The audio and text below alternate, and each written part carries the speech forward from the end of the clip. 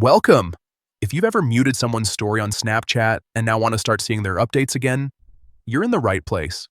Snapchat makes it easy to manage who shows up in your feed, but sometimes those settings can be a little hidden.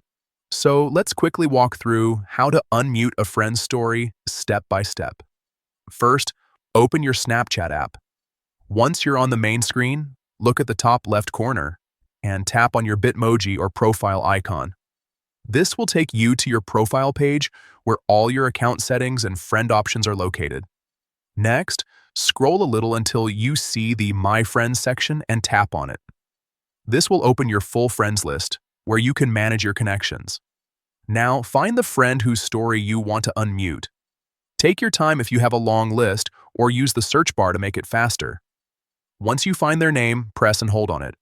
A menu will pop up with several options. From that menu, tap on Story Settings.